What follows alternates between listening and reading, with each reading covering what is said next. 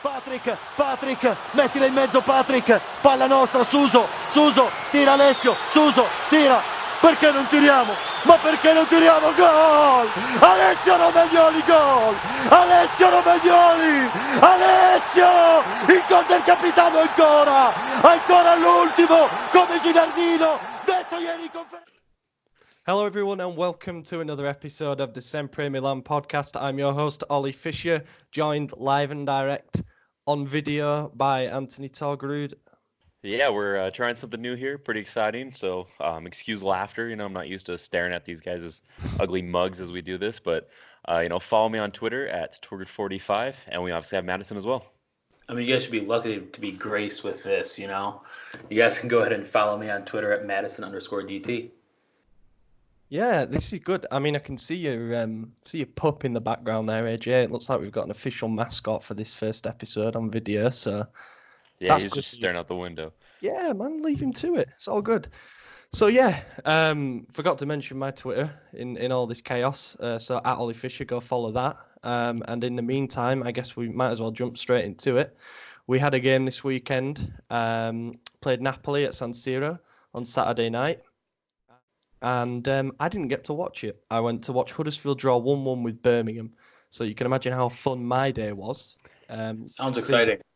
He did a free kick with like 5 minutes to go, but that happens. And then it was just on my way home checking the scores coming in and stuff. So we went 1-0 down to Hervin Lozano goal, and then saw we equalised through Bonaventura, and was just expecting all through that second half for it to come up that we lost 2-1 but it didn't happen. We got a draw. I've seen the game back since, and I thought we were good value for a draw. Yeah, I'd say it was one of our better performances. Obviously, I think the Juventus game was still our best showing this season, even though that was a loss. But we're continuing to improve under Pioli, and I'm happy to, I guess, eat my foot in this situation because I said it was never going to happen and we were only going to get worse. But we've clearly improved under him, and I'm happy to see it. I think we stand a really good chance of getting the next 9 points because Pioli's hardest stretch is through. He's done the hard work. And we may not have got a lot of results, but we got a lot of performance improvement. And I think everyone agrees with that we've looked better and better. But focusing on the Napoli game specifically, we looked fantastic. I thought within the first 20 minutes, it looked like we were going to be unstoppable, that we were dominating. But as always, a collective of individual errors led to a wild goal there. Mm-hmm. And, props to them for finishing it. That's exactly what a team's supposed to do. Bit of a fluke, though. That happens once a season. It's, except this season it seems like it happens once a game. Yeah. So, but besides that, we obviously bounced back. They scored in the 24th, and I think we returned it in the 29th with Bonaventura, and it was a fantastic goal. Also fantastic pass from I believe it was Krunic to get that off to him. So, the whole team looked good.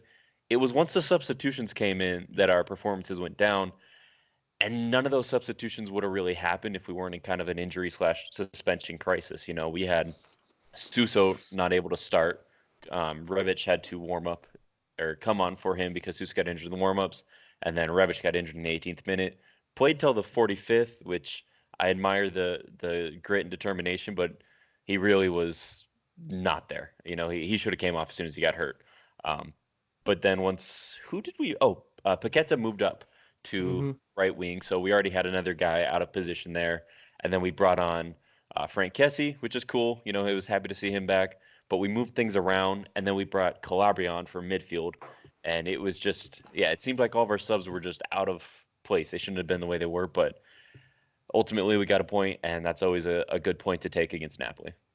Yeah, I suppose sometimes game situations do that to you with substitutions. But Maddie, collective effort-wise at home, it's not really been there this season. We've had a lot of games where we should have got results, like perhaps the game against Lazio where we were hit on the break late on.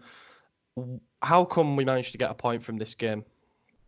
I think the team is finally starting to take to Pioli. You can just tell the team is playing with so much more confidence than the first, 7 games of the season where they looked like they didn't know what they were doing. And I think the key in this game was playing Bonaventura because I mean, I feel like we've been missing him since the middle of last season. I think if he was healthy all last season, I think we would have made Champions League. And he is 30. He is coming back from wrecking his knee. But I still think that he can be the heart and soul of this team because he is the hardest worker on the pitch any day of the week. Yeah, a lot of the good stuff seemed to come through him during the game. And interestingly, he came out and did an interview earlier today where he said that he feels much more at home when he's playing on the wing. The closer to the goal he is, the better he feels.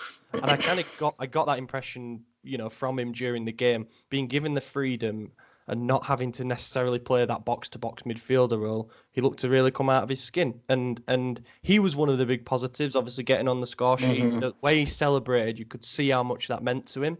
And we've been missing that. And all we've been talking about all season is about how we're lacking leadership and we're lacking players, with experience at this level that know what it means to play for this club.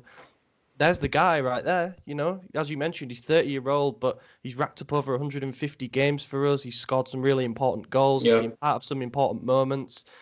This could be, it is like a new signing for us. I don't like that whole saying of, player coming back from injury was already in your squad being like a new signing.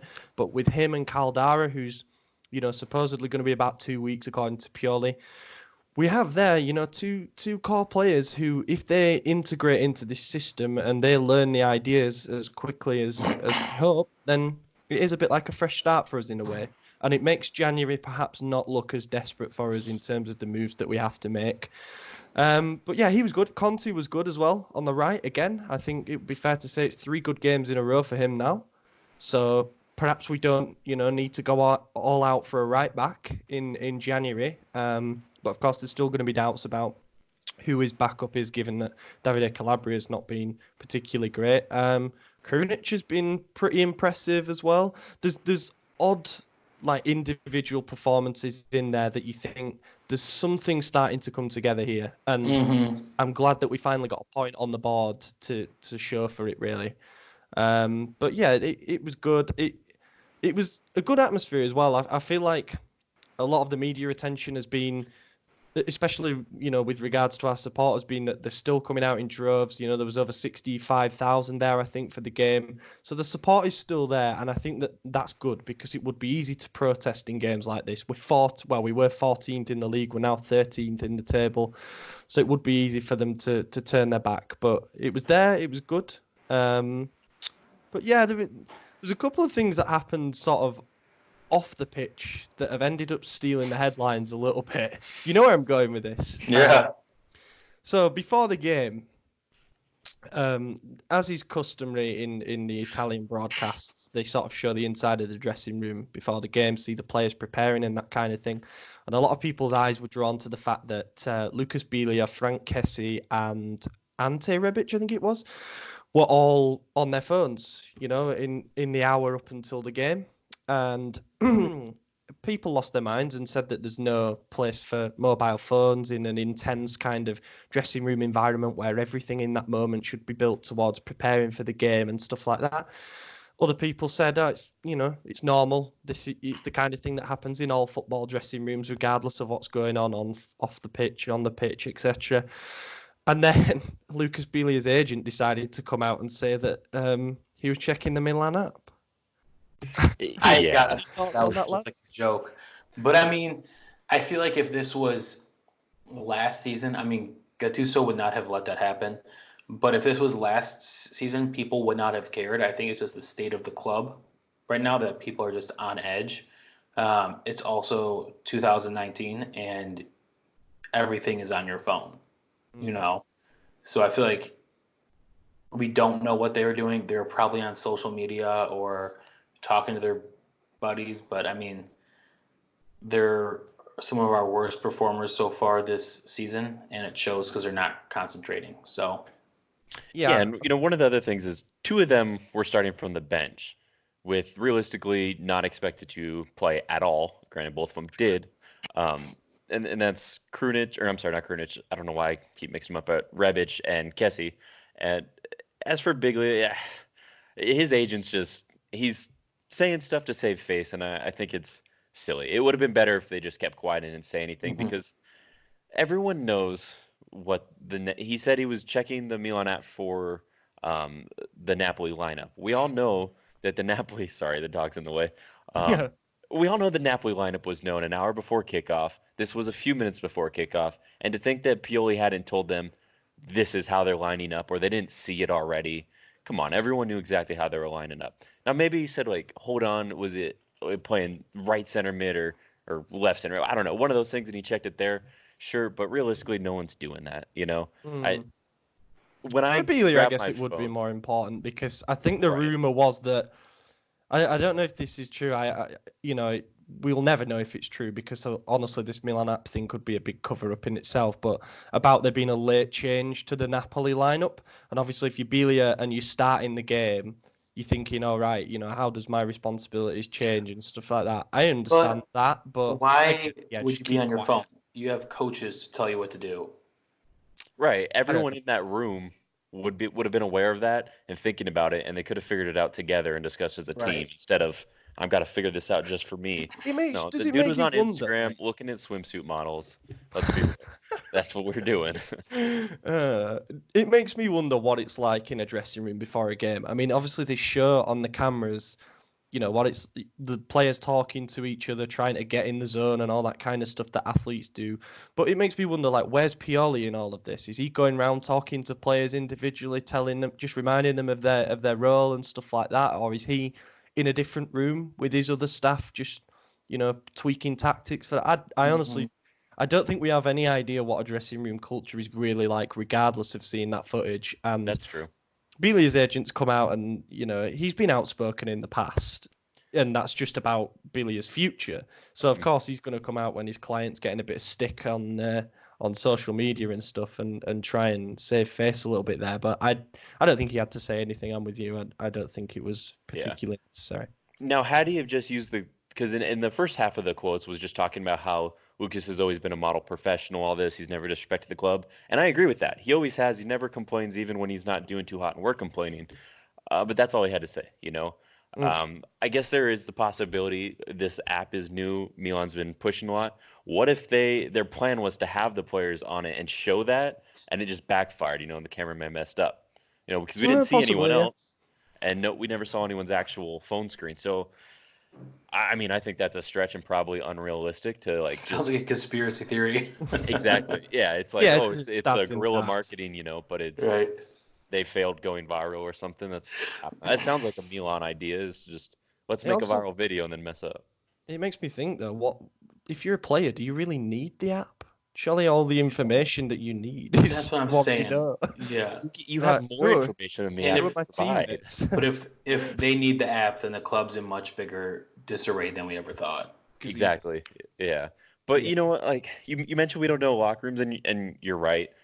But I know from school sports, we didn't have any of those. Granted, back when I was in school playing sports, we didn't have smartphones. I think my last year of schooling was when smartphones became a thing. So no one was checking their Twitter 24/7 like we do now.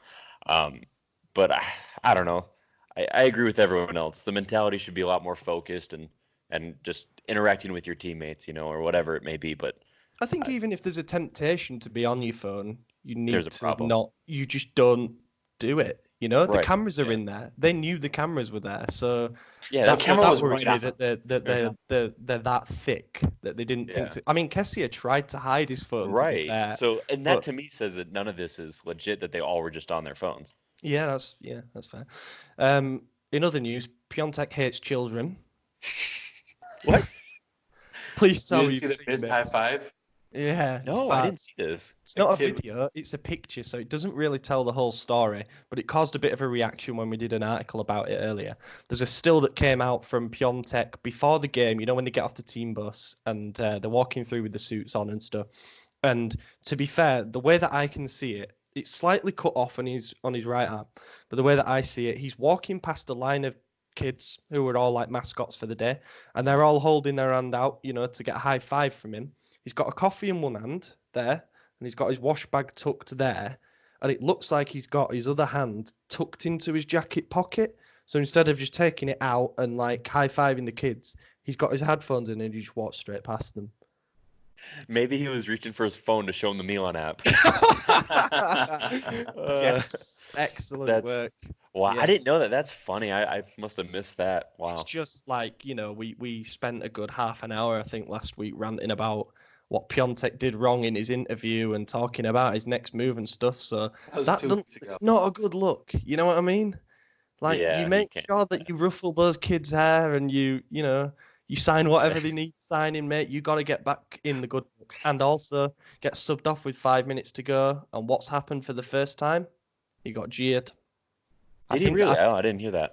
Yeah. I think slowly it's starting to turn now, where people have been behind him because of what we saw last season, up until towards the end of the season when he had a bit of a mini goal drought. And been behind him this season, acknowledging that the whole team is struggling. But now, after the interview and stuff, and this idea that perhaps he's not pulling his weight, and I've seen people counter argue that, saying that he's not getting any opportunities, he's not getting the service, he's not going to score. I kind of I just disagree with it. He's averaging comfortably more shots than anybody else in the team. He's averaging something like 2.9 shots per game, and he's Well, and even he's in this game against Napoli, sorry to cut you off there, but Oh. just agreeing with you. In this game against Napoli, there was a point where I can't remember whom. I believe it was Paqueta when he was at right wing, or it might have been. It was Paqueta to Kessie to Piontek, and he was standing dead center right on top of the penalty spot. A perfect shot. I mean, granted, defenders were closing him in on him, but as soon as he got it, that season. bury that last season. Yeah. Most strikers would bury that. Yeah, Zlatan, the guy we're supposed to get, 11 out of 10 times buries that.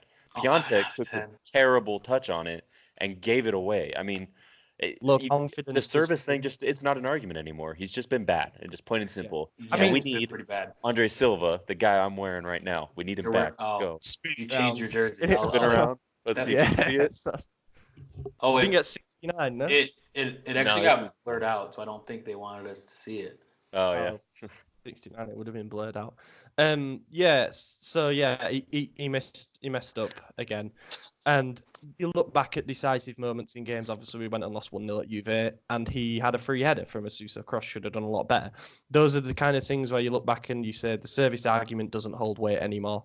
We paid 35 million euros for a half a season wonder, Up and front. that's Paid in full. and that's starting to dawn on me a little bit now. I wrote something earlier which Maddie kind of semi-contested for a little bit, but then came around to my way of thinking. Just like if someone comes in January and offers a loan and Ibrahimovic is coming, I let him go out on loan, because we don't need Absolutely. we don't need, it's better keeping Leao around and having him play off Ibra than having Piontek, who is essentially a non-playing player at this point. Like, he just offers so little. His passing percentage is something like 72%, and people want to say that his hold-up play is getting better. It's not. Everything about him at the moment is just shocking. Like, we can't He keep shoots playing at him. every chance he gets. He's snatching at it. He came off the bench in that game against Lecce and put us 2-1 up. He couldn't really miss, don't get me wrong, but he put himself in a good position and he just rolled it into the far corner. But then this is where the frustrating thing comes for me, is that all we keep hearing is once he gets that goal from open play, he's going to kick on now. Doesn't happen. It's not happened yet. And can we keep waiting? No, I don't think we can. And I seen something in the... I need to get the paper right. I think it was Gazzetta dello Sport that said that his valuation's now dropped to 25 million, which, if someone offers 25 million in January, so I've heard that like Chelsea are after a backup striker, Real Madrid want a backup striker, and Piontek wants to go there. All these kind of reports that come out. Someone offers 25 million, I'm taking the loss, because it looks like we've got a 5 million euro striker on our hands at the moment. He would be horrible in the Premier League. Horrible. Oh, he'd be god awful. It would strike me as like another Morata style. Mm-hmm.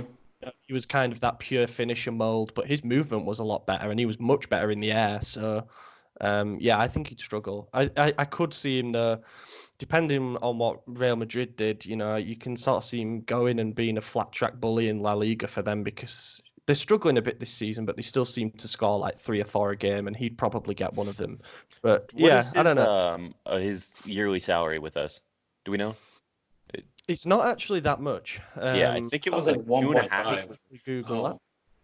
I don't know. I thought it was above 2. I could be wrong. I just kind of pulled that out of thin air. But the I point pulled of mine that, while out you of look thin it air. up, nice. While you look that up, Ollie, the point that I was trying to make is, remember, we paid up front the 35 million. The way the books work, even if we take 25, that covers his wages for the rest of the season, and that on the books is still a profit gain, you know? Mm-hmm. So yeah, we take that in a heartbeat. We use that. We replace him with Zlatan, who we all want. We all know would help us. Even at 38, he's an improvement on this current Piontek. Not last season's, but this Yeah. one we got now. And unfortunately, we don't have time to wait for improvement. We need immediate help, and that's the only guy available now that could, I think, do that for us. 1.8 I think- mil is the answer yearly. 1.8? Okay. Yeah. So that's low. That's low. I mean, I was looking up our list of salaries. Caldara earns. This is again Gazzetta dello Sport is what they published in September, like they do every year. But Barini's on 2.5. Right. Caldara's on 2.2. Bilia's on 3.5.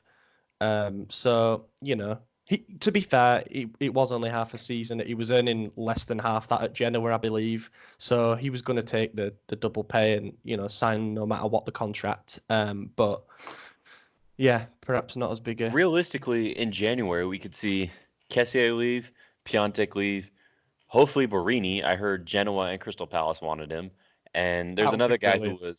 who was looking for a way out, or like was rumored to be out. Correct? Why haven't we played Well- Borini at all? Well, come on now. Lord You know Barini. why? So I want to bring in a Last question. season, he played great off the bench. He did. He definitely gave his all and helped out, but I think the situation we're in now is too dire for calling on Borini. Like, if that's the type of savior, it's only going to piss off the If we fans had more. Europa League or we get an easy Copper game, then maybe he gets a run out. But yeah, I'll bring in a question here that we got, which is quite a good one. Comes from Christian Espinoza. Says, if some miracle happened and we were able to sell each of these players, what's a price you'd be happy to get for each of them? So we got Sousa first on the list. Let's do it as a quick fire round. 30. Oh, I think we could get more than that. It's 45. 25. I don't see anyone paying over 30 mil, not with the season that he's had. I think if he managed to get a couple more goals, couple more assists between now and January, then we could see that. But Who's his agent? Is it Lucci? yeah, Okay. I thought he it's fired not- his not agent. a PR. no, sorry, he It's split Raiola. with him and Raiola. Oh yeah, dude, Raio's a PR machine. He could play it up like it was Giampolo's fault for playing him out of formation. You could only look at it since Pioli, blah blah blah. I don't know. I bet Raiola could force it up, but then again, he doesn't really care about the transfer fee. He cares Well, about the agent apparently he fee. wants to So, renew. and that's fine too. 13 million. No, I'm just kidding. Okay, I was gonna say that's not fine. Piontek? I'd take 25. 25. I'd take less, honestly. I would go as low as 15. I Yeah. take 20.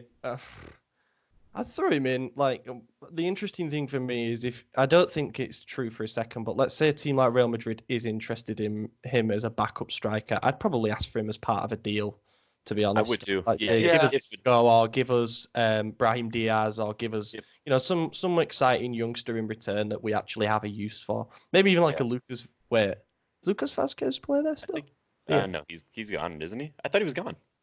Is he at PSG now? I don't know. I Should doubt he's there. know about La Liga. But regardless, I agree with you. You know, if Yeah. Real Madrid says, "Yo, we want Piontek," I'd say, "Okay, we'll give you Piontek. Just give us this player, and we'll throw in a little bit of extra cash." I don't mind taking that loss on a new player, you know, because our goal is to replace Piontek anyways. So Yeah. why not do it and try and recoup it anyways? hmm You know, then we could pull in a younger winger or something. Then we have the option to replace Suso if need be. Who knows? Yeah. Yes, it's a sound strategy. I just don't think that he's going to get that much interest. Like, No, the it's only impossible. credible thing is a loan back to Genoa, which says so much about how things are. How lucky Ricardo is Rod- Genoa in that situation, though? I mean, to sell him for 35 million and then take him on loan probably at half wages, which is what they already paid him before, anyways. It's like we just gave him free money. Yeah, but if We've he's had not some scoring bad though, deals with Genoa in the past. Yeah. But There's yeah, a I don't know. I mean, obviously Kwame's out for a long time, so he's going to be like the focal point of any attack for them. So who knows? He might go, but apparently he doesn't want to go back there. So, when he's on about moving somewhere for 60, 70 million, I don't think he's thinking about moving back up north to where You gotta, south they're, to Genoa. I don't know, they're in the same region, whatever. But you gotta, like, to move to a bigger club for more money, you gotta perform, you know? Like he could talk about all he wants, but the reality is he's in a downward trend right now. So the clubs that are going to be interested are a lesser club, and it is what it is. Sucks to suck, but get better. Send him to Torino for Bellotti. That's the answer. Honestly, I don't think I would do that. I don't like Bellotti. Oh no, you don't, do you? No. Ricardo Rodriguez. 8. 10. Yeah. I mean, that's a difficult situation for us. We've kind of discussed it before. It's hard to navigate because we then don't have a backup left back, but he's obviously going to want to leave because he wants to be in the Switzerland squad for the Euros. So I'd say potentially sell him for 10 mil and use some of that, or if we need to use all 10 mil and get Kurzawa in, if he's happy to come and, be a backup. But I don't know if he is, because obviously he's got a cushy little backup job at PSG at the moment. I don't know why he jumped ship for us, but Which, by the way, a few weeks ago, I said he was one of my unknown favorite players, so I was really excited to see that. Got a cool name, Yeah, he does. Kurzawa's a great Tattoos. name. He sounds Japanese. Ricardo Rodriguez gets called up to this national team right now. Why would he not get called up for the Euros? That's true. Wait, Who else if is the he- backup? I don't even know. He wouldn't be match fit. Simple as that. If he doesn't play Who else are they between gonna now and the play? end of the season, they will have another left back. It's a big country. No, that's it. There's 11 players There's in the whole just one. country. I'll play They left get back. 111 and that's it. I must have Swiss heritage somewhere with my surname. I don't think they want you. I don't know, mate. I think I could do a job. More of a centre back though. He'd be a job, right? Not a good one. Çalhanoğlu. 15? Not sell. Yeah, I mean, preferably I'd keep him, but I think 15 is realistic. We're not going to get 20 for him, but anything less than that's rude. I don't know. We'll see what happens now, and whether if Çalhanoğlu comes back into the starting lineup, he plays as a winger again, or if he gets transitioned back into being a midfielder with Bonaventura being back and playing well as a winger. We'll see how that happens. But I've just, for some reason, over the last couple of weeks, developed this fascination with promoting Brescianini from the Primavera and having him in as a replacement for like Kessier, or if we sell Çalhanoğlu. He's got 8 goals in 10 games in central midfield. He's the captain. He obviously played in the International Champions Cup in pre-season and looked really solid. So I think that's one of those where if you Division sell, 2 Primavera team. you can't argue with stats. That's a fair point. We got a good question as well from Juan Melendez, who said, do you think it'd be a bad idea to try the number 9 from the Primavera? I think he means Luan Capani. But we've got a few players in the Primavera that are doing well. Pecorino's got 6 goals. Capani is on 5? I think it's on. But yeah, no, let's not blow. My answer to that would be, let's not blow up the season just yet. If it gets to the last couple of months of the season and we're still in like 12th, then I think you start blooding in some of the youngsters, but it's a bit early to throw the white flag. I think if anybody gets up, it'll be Daniel Maldini, to be honest. I'll say, where's he at? Is he doing well? He got a call up this last week. I thought I saw him on the sideline. Yeah. Well, I think he was like supposed to play. That was the plan. But then with Sousa's injury in warm up, and then Rebic getting injured in the game, I think it kind of changed it up there, because you saw Calabria come in a midfield. So we obviously needed someone more reliable, and we went with the right back in the mid instead of a midfielder who's, I don't know. It was Maldini can play as a winger, which is going to be interesting, because if a hole opens up there, Paolo's going to be braying all his office door and saying you're giving him a game. I think we will see some of these players play in the first round of the cup or something like that, because we don't have the Europa League to play him against Luxembourg teams. And I have a question. Yeah, do the launch. With Çalhanoğlu, you're right. I think Bonaventura is going to be the starting left wing, and Krunic has every claim to that left center mid spot. There's no reason to take it away from him. He's done well in every game he started.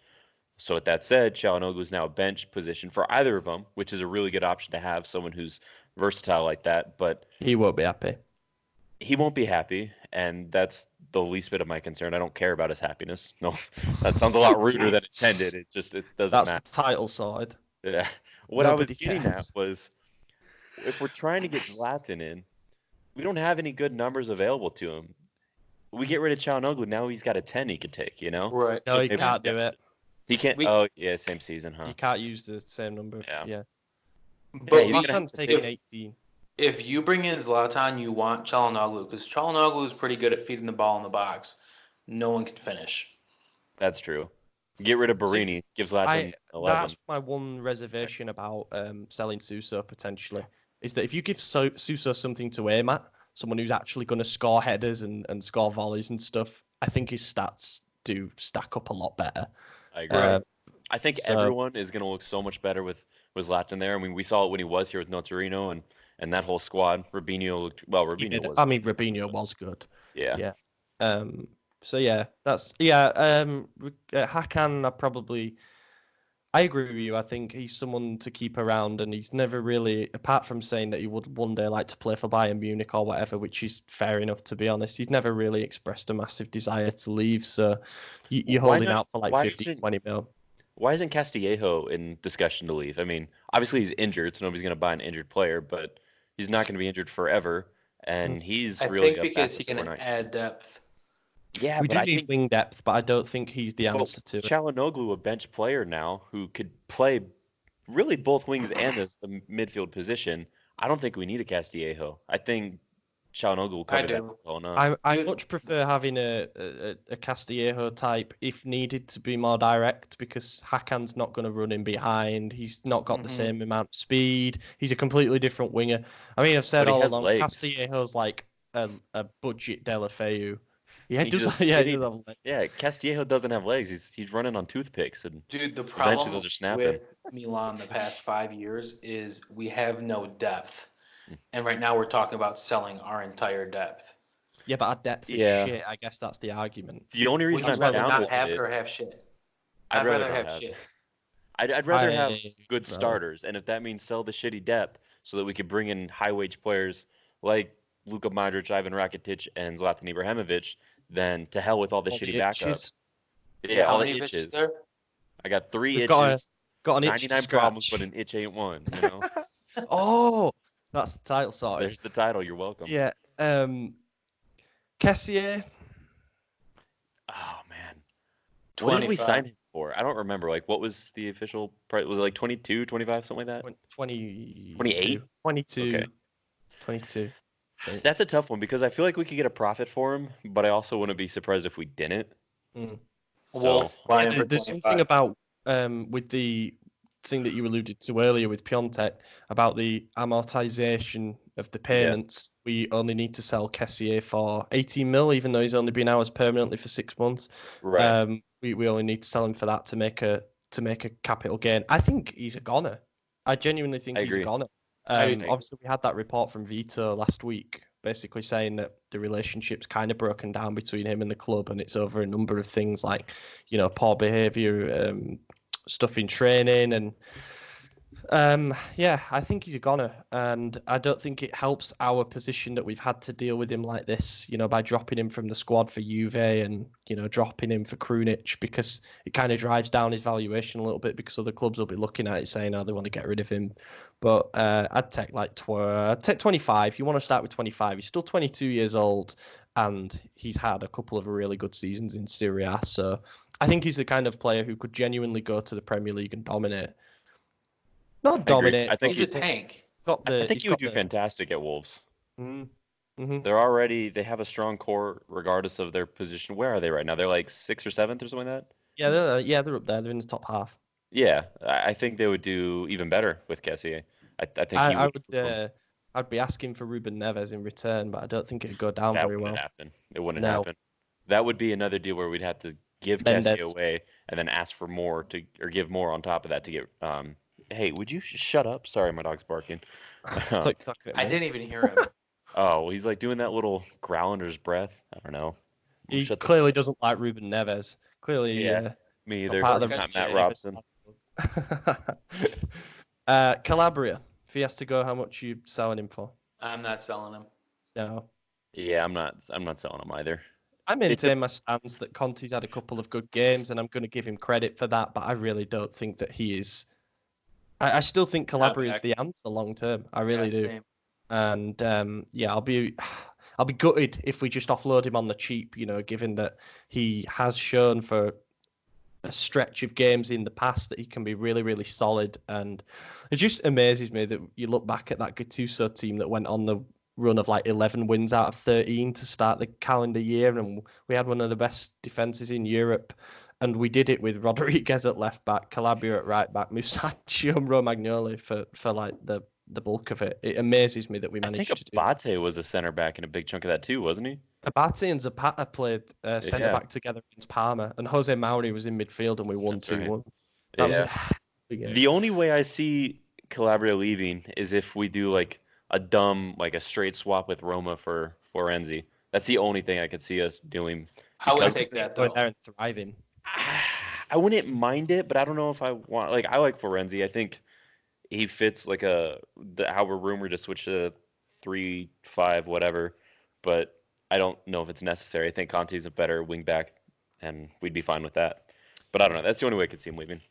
Yeah, we got a couple of questions again. It seems to be like a reoccurring theme about switching to 3 at the back.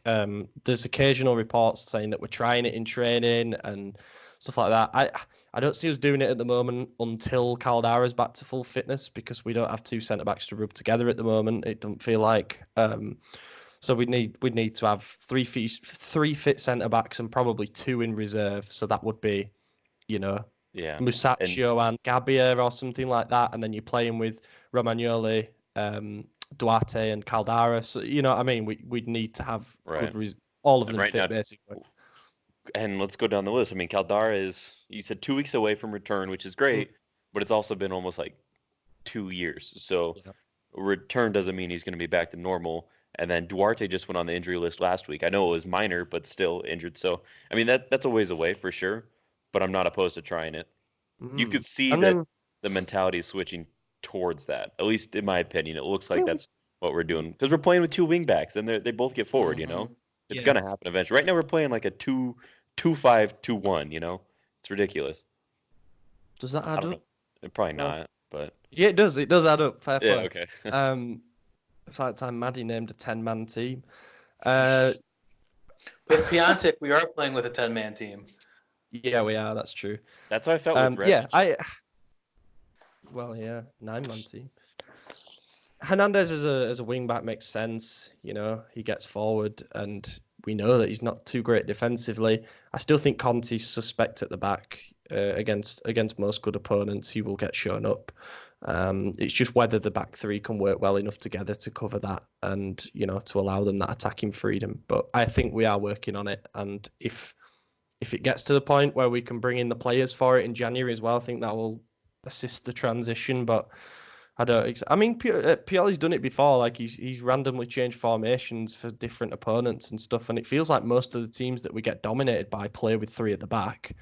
It happened with Inter. It happened when we played Udinese first game of the season, and we do seem to struggle against teams that match up like that. But I don't know. We'll have to wait and see. And last on the list is Belia. I mean, gone a free for me. Yeah, I don't have any price. I mean, any money that we recoup from him is going to be in salary anyways, so just get him out the books. Yeah, and that will be big. Actually, I mean, he's out of contract actually at the end of the season, so I suppose no one's buying him. The only way it goes if we give him away for free in January. That's the only thing. Other than that, he's going to a new team, and he might retire. I mean, who knows if anyone even wants him? We could probably sell him for like $3 million. Better than nothing. Yeah, that's true. I honestly think he goes to Genoa. I think he goes for free in January. They need someone. We'll say, look, we got this guy. We'll give him to you. Whatever. Just get him off the books now. Because what is his salary? His salary's up there, right? It's like almost $3 million. 5.5. Oh my god! He earns the second most. It's ridiculous. Yeah. How is it? But when he came, I said at the time, and it's a bad take looking back on it, but I thought he was the missing piece. We really needed a good regista. Well, and he was fantastic that season. It was the season before where he was amazing, and he was linked with like a massive money move to Man United, and then he had like an average season, and then he joined us, but that was when he was 31, so you could see his legs weren't there as much, right? And everyone knew when we signed him he was a 2-year man anyways, and it's just unfortunate that we lost him for however long we did to injury. Luckily we had Bakayoko. Yeah, with Yeah, his exactly. his cheese string hamstrings. Yeah. If we get rid of him, we've got to replace him though. And I do like the idea still of signing Torreira on a loan with obligation or option to buy. That's gathered a lot of steam again recently, which I didn't expect to happen with all the crisis going on at Arsenal and stuff. But it seems like he wants to come back to Italy. He was pictured in the stands at the Sampdoria game yesterday. A lot of Arsenal fans are losing their mind, like, don't go. He's been played out of position. His agent's come out and said there's numerous teams interested. He's not happy with his current situation. Honestly, I'm going to Arsenal in January and I'm saying, look, we'll take him off your hands. Don't worry about that. 6-month loan Straight swap. option for Piontek. I was gonna say Biglia, just well, Yeah, really. whatever. Imagine More we could Biglia hurt going there and Arsenal, the tearing it better. up. Oh, Yeah. God. Yeah, I don't know though. Torreira might be part of Pochettino's Arsenal revolution by then anyway. So we'll see. So that's Dude, the end. imagine that. If Pochettino goes to Arsenal, oh my God, this shitstorm. Dude, it can't happen. I don't think he would. I think he's going to Spain. I had to like him to go to Spain, but I know there's rumors that he's going to Right. Arsenal. Real Madrid, I think. Or That's Bayern. that's what I say too. Or yeah. Barcelona. I mean, PSG's been thrown out there, but if Tuchel was doing any worse of a job, I'd see that serious because obviously Pochettino played for PSG. So that's an I obvious would link. take Tuchel at Milan any day of the week. I don't like him. I like him a lot. He's really good with young players. Take back Hughes at Milan. What? David Moyes. I'll take it. Yeah. While we're on the subject of lists, this is another interesting one. Joseph Calvo has basically listed 5 players that are currently underappreciated at their teams. Just say yes or no whether you take them. Okay. And if it's realistic, because a couple of these, I guess, aren't so realistic. Gareth Bale. Yes. Yes. Unrealistic, yes. But injury-prone wingers, and he's on a huge salary. I really don't know. Yeah, you take him. My God, yeah, what am I on Yeah. about? He takes Mesut a Ozil- salary cut anywhere he goes. Ozil, no. China, not if he goes to China. But yeah. Couldn't learn Spanish. He's not learning Chinese. No, he's not learning Mandarin at all. Ozil, no. Yes. Need to change formation. If that's going to happen, we need to play with an out-and-out number 10, and I don't like the idea of that. I think Pioli likes all his players involved and working hard, and Ozil's not that guy. No, he's not, but he's great still. He's a good player, yeah. Tyson, No. not for 30 mil. Like, no, God, no way. But he can play as a winger, and yeah, and no. We need to go for proven quality. You just tried to justify it to yourself, and you're like, actually, no. It's just that he's begging to come, and like, if we get rid of a couple of players again, we're going to need depth, and it might be an option, but He'd be a great depth player, but not at 30 mil. That's No. a price. You know, we don't do that. No. I think he'll be pushed down. I think with everything that he's been saying in the media, with the most I racist could get case, for him is like 18. Maybe 15, once we yeah. win Champions League, we can have a 30 million depth player, but not right now. Yeah, I agree. Emre Can, this is an interesting one. No. I've still got the Liverpool. We need midfield depth right now. I've still got the Liverpool Emre Can in my head, and I think of that player as someone who is nuts, like really, really good. I think he's good enough, absolutely, but I don't want to give anything to Juventus. What do you do though? Do you play him as the deep lying midfielder, and you move Benacer up to being a box to box, and then that maybe knocks You could do someone a else out the lineup? Straight swap with Biglia. I'd do that for sure, yeah. Yeah. And the last one is Toby Alderweireld. Yeah, without a shadow of a Absolutely. doubt. Yeah, easy. I think he ends up renewing. Now Mourinho's I do there. too. I think Yeah. a lot of players that seemed like they were on their way out are going to stay at Spurs because of Mourinho. They're all going to want to try it, you know? Wasn't there some rumor about one of the players sleeping with one of the other players' wives? Or was that all fake? Alderweireld sleeping with Eriksen's wife. Yeah. But just as a disclaimer and to avoid a libel case, don't think that happened. Yeah. think No, that's that was kind of, that was John Terry in real life, though. That was John and Icardi. But That too, yeah. was that a rumor then? That wasn't real? I don't To know. my knowledge, yeah. I thought it was squashed by both of them. They said that's not Okay. true. Yeah. It would explain though if there was a dressing room rift.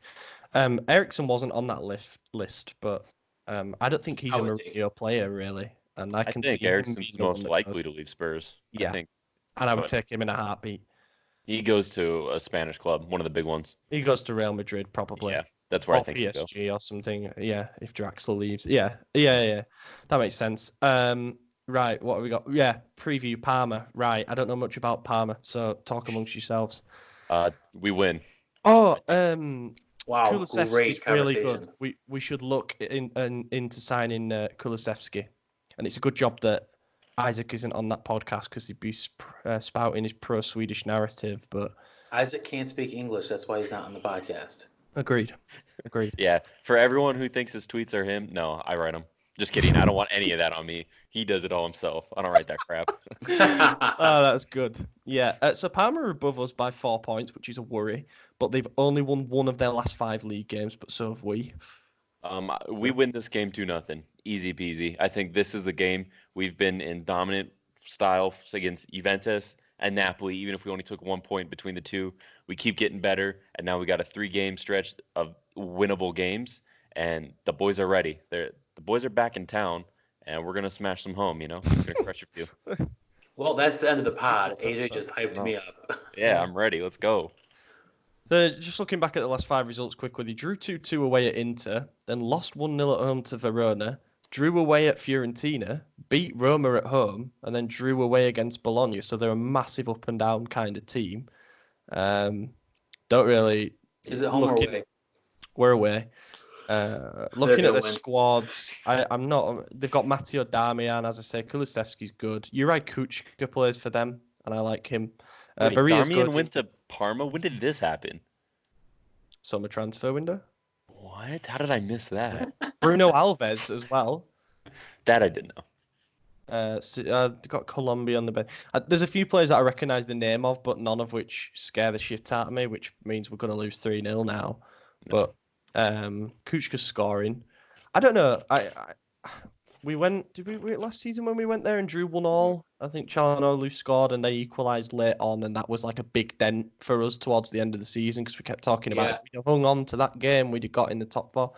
I think that if Bonaventura starts on the wing and Leao starts up top, we can win. I'm seeing the I gradual think it's very improvement. possible.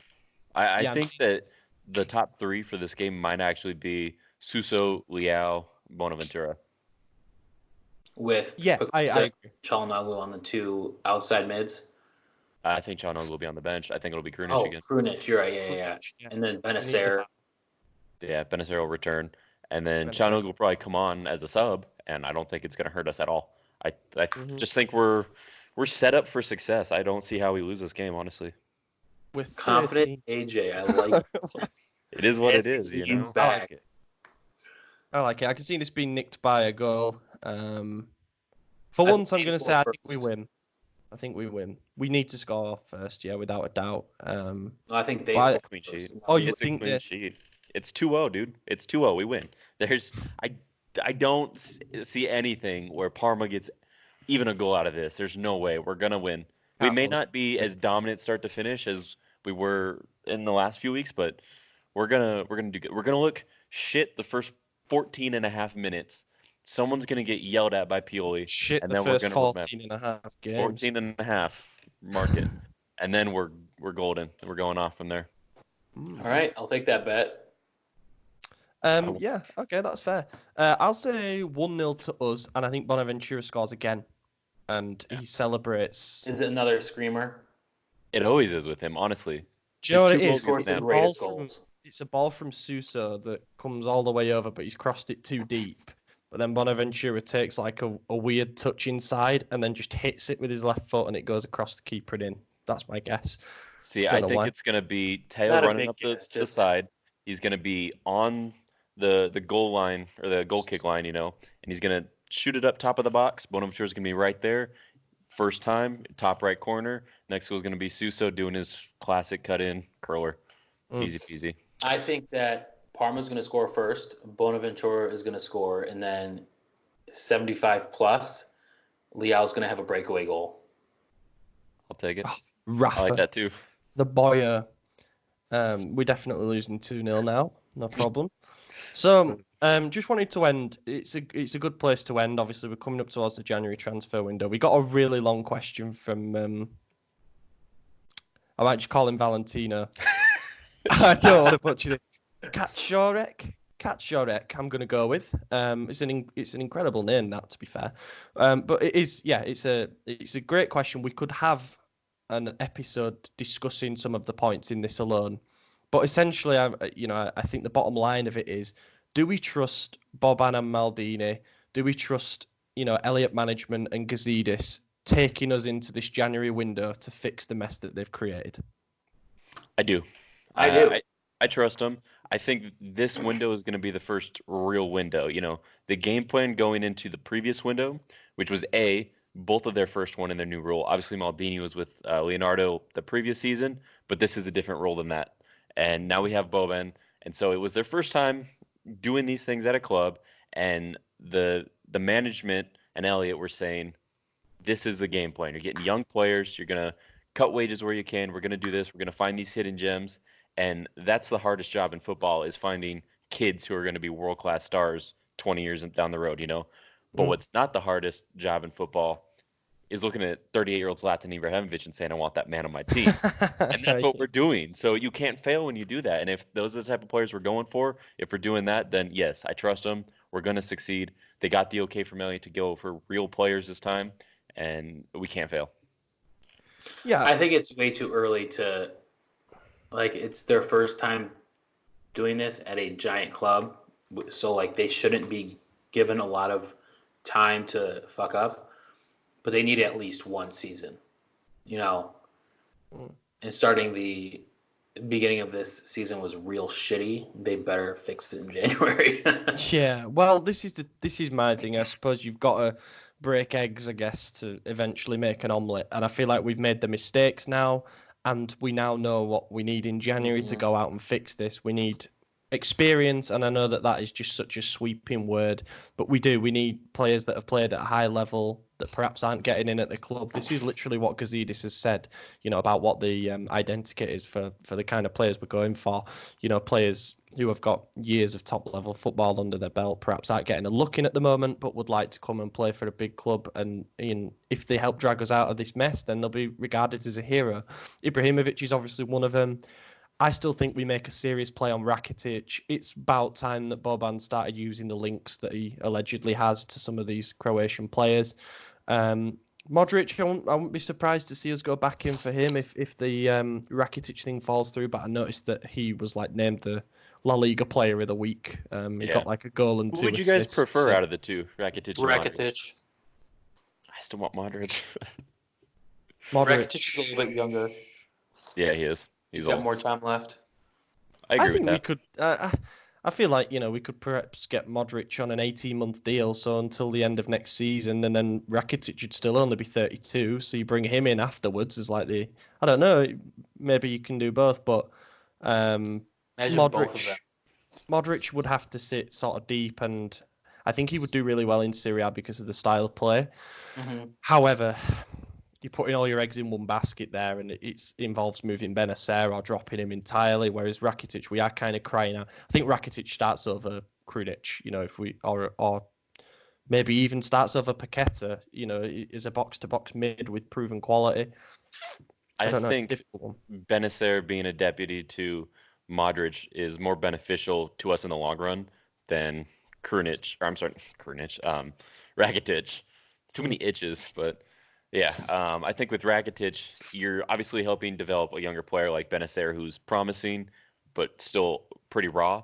But I think Modric would help him grow exponentially. He's one of the best to ever play that position, and it makes sense to have that type of guy ushering in the next generation, even if it's only for 18 months. Same with Zlatan. He's going to help whatever that freaking little youth kid player that was talked about.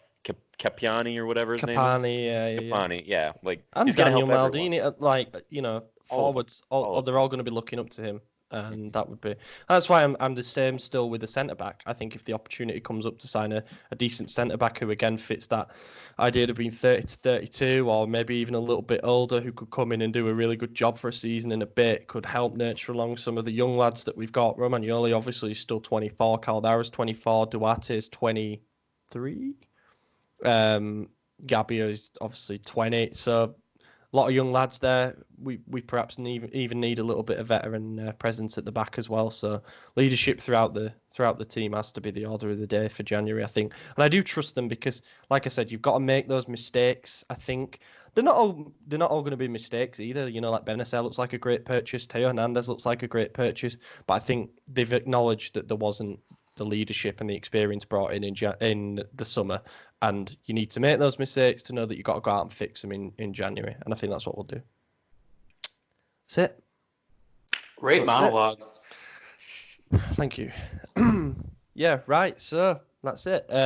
We've done predictions and everything, haven't we? Yeah, thank you to everyone who sent in a question. We didn't get to all of them, but you know, hopefully we talked about the topics that were mentioned in the questions. And yeah, for the time being, I guess we'll see everyone in a week's time. I've been your host, Ollie Fisher. You can find me on Twitter at Ollie Fisher or at Kilpin Chronicle for some more explicit Milan-based rants. And even some anti-Leeds ones. I managed to get one in about Leeds earlier today because of Chilino, which was great. And I've been joined by Anthony Torgrud. Yeah, it was a lot of fun. Let us know if you guys like the video format, if you think we're ugly and you never want to see us again. However, it's just something new fun, so let us know what you think. You guys can follow me on Twitter at Torgud45. Also, a shout out IFTV for these cool Caucho hats. They're pretty sick. Yeah. How much are they paying you for that? Yeah, I was about to say. None at all, actually. So you all get a hat now?